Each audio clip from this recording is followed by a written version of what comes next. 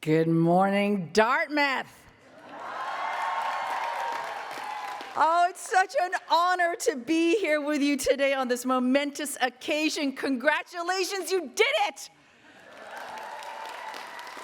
Welcome to fellow students, to past graduates, to faculty, to friends and families, and happy Father's Day to all those proud fathers out there. Thank you, President Bylock, the Board of Trustees, to all the staff who made this day possible, and to you all for this invitation. I never attended university myself, only played characters who have. So thank you for helping fulfill my parents' dream of me actually getting a degree. And a doctorate at that. I know, it's honorary. Actually, it was Shonda Rhimes, one of your alums, and my former boss, who called me, and when she presented the offer to come and speak to you all today, I thought, well, that's nice to be asked. What a privilege. What a great opportunity to come meet you all. And then I thought, absolutely not. Oh my God, what do I have to say? Okay, this was me thinking. What could I possibly say to you young graduates that could meet this moment we find ourselves in? Like Federer's speech last year? Oh my God, so good. I can't be as funny as Conan O'Brien and Mindy Kaling. I look at everything she's accomplished and I just want to go to bed. And they all spoke in the before times. You know what I mean. Like, forget about being roasted on the internet, although I am terrified of that. What if I say the wrong thing? What if I were to talk about diversity, equity? Okay.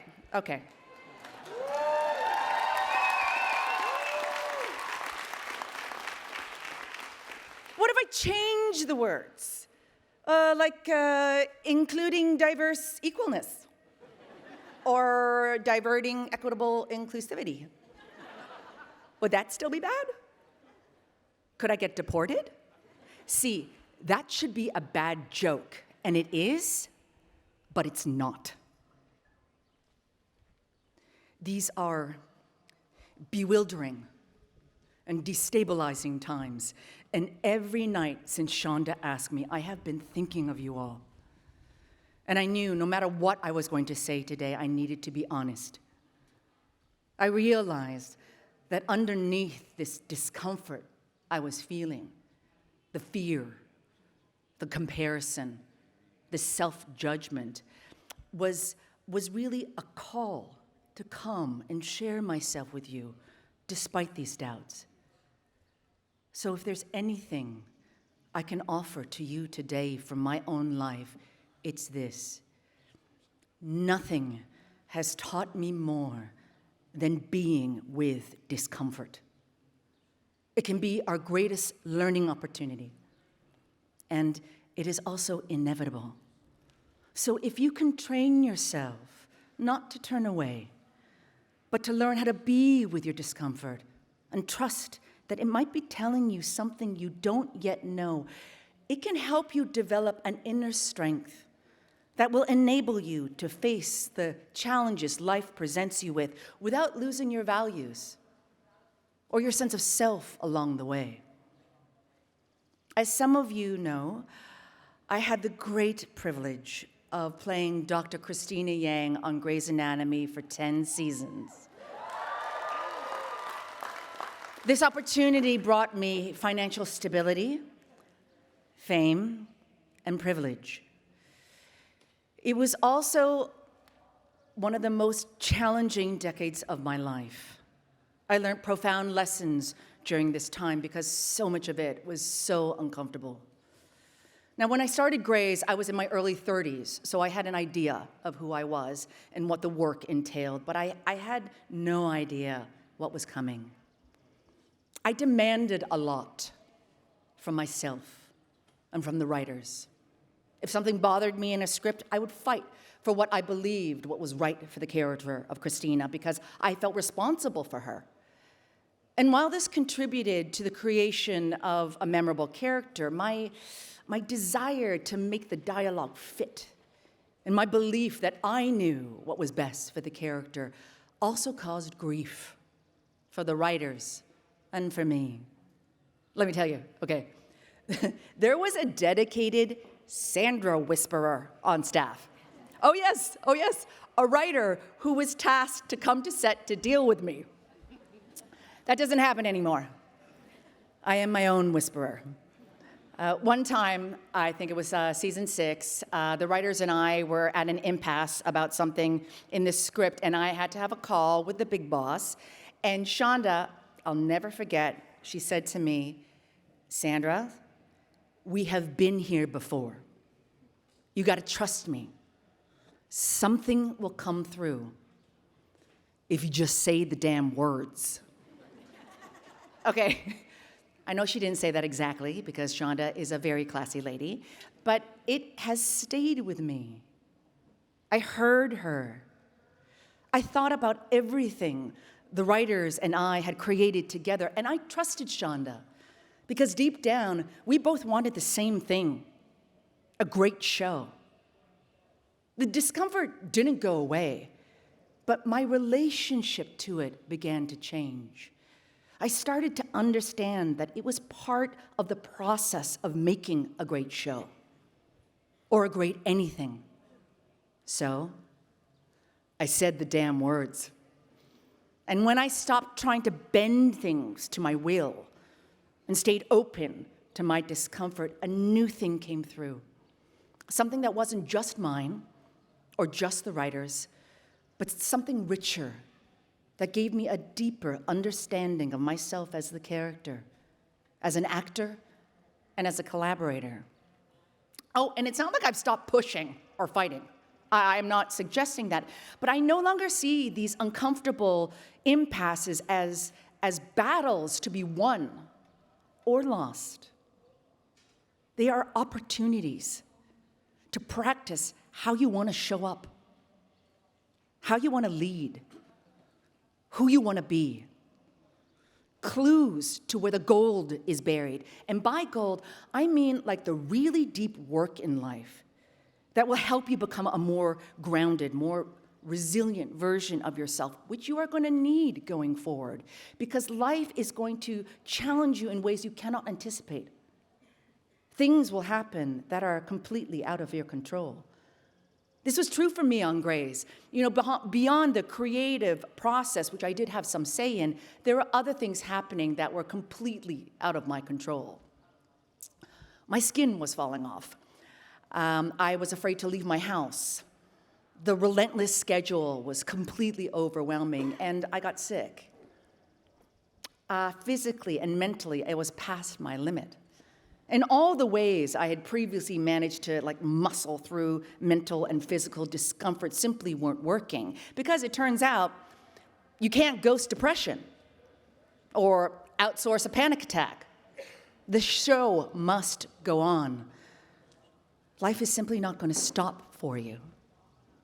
The more I wanted my external circumstances to change, the worse I felt. And things only started to stabilize when I looked inside.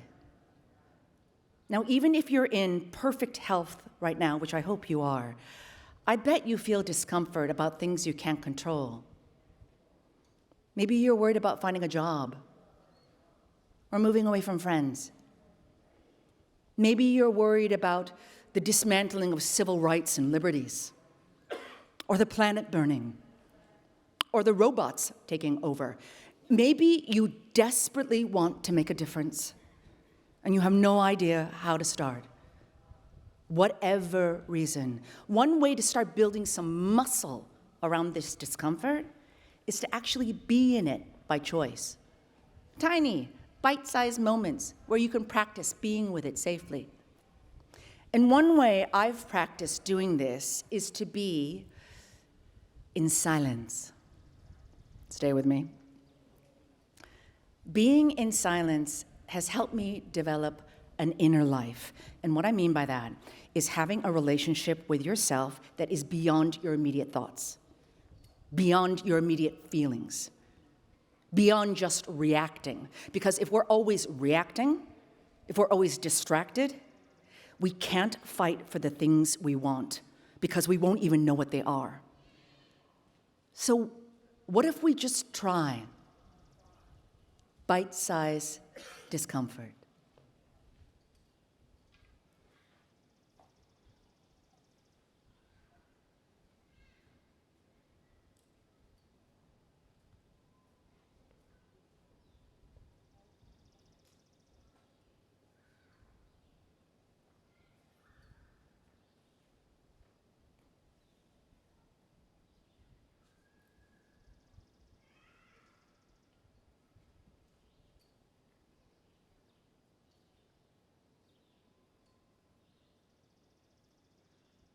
How's that?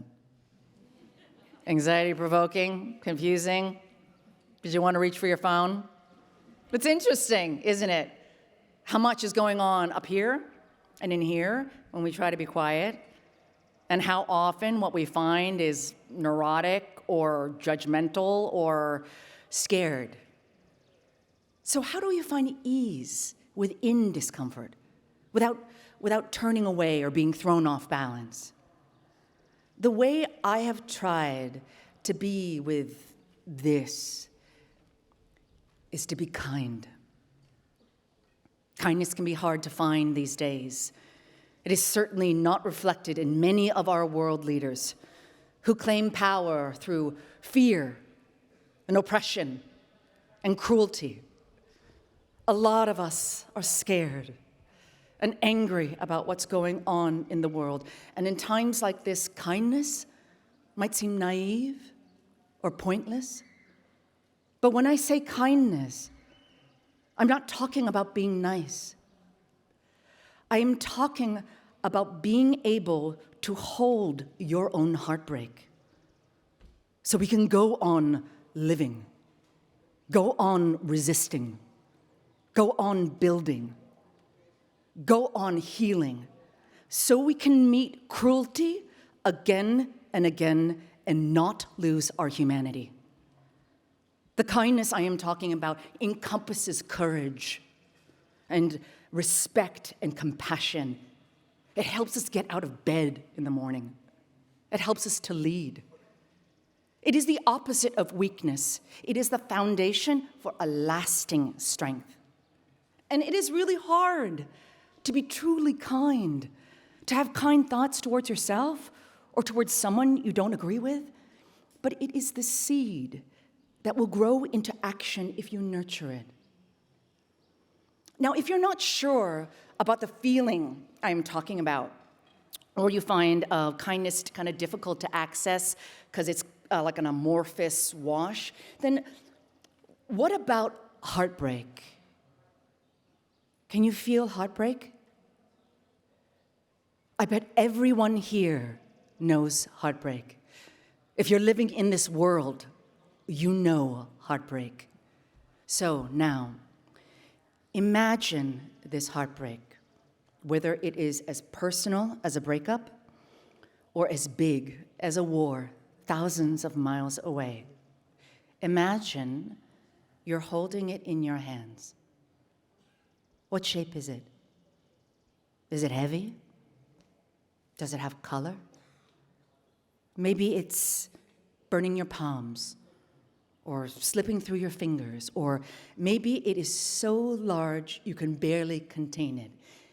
Can you hold it with care and keep it safe just for this moment? Can you hold your heartbreak with tenderness and give it your loving attention and keep it steady? This is kindness. You all have been incredibly fortunate to spend these formative years here in a place that celebrates knowledge and has given you the opportunity to express yourselves If you want to protect academic freedom, if you want to stop the brutality of oppression, if you want true democratic change, if you want to just lead a simple and good life, the strength you will need to do these things begins with knowing kindness. So as you venture off into the rest of your lives, I hope you can remember what we shared here today and fill up on it, and then extend it outwards towards others, towards the planet, because we're all going to need a full arsenal of kindness to meet this world. And now, more than ever, actually, you know what? I'm so sorry. There's one more thing. I'm so sorry. Do I have time for just one? Okay, I'm so sorry. Okay, you know what? Okay, there is this one thing I've done like my whole life that I would really love to share with you all. So, stand up. Everyone just stand up. Can everyone just stand up? Everyone stand up. In the bleachers, I see you. Everyone stand up. This is for the graduates. If you can and you're able, you know, we're practicing discomfort. Let's all just stand up. Okay. So, when the world gets hard or when it's good, especially when it's good, like today, okay? By yourself, with your friends, people you love, with strangers, always make the time to dance it out. We got 15 seconds to move our bodies. Let's go! Woo! Let's go! Oh no, put away your phones. Let's move it, move it, move it! Woo! Come on, moms and dads!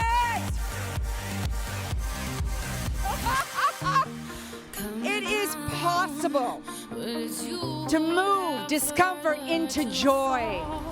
Remember this feeling. Carry it and care for it, and then give it to others. Thank you. Who wants to dance with me? Let's go!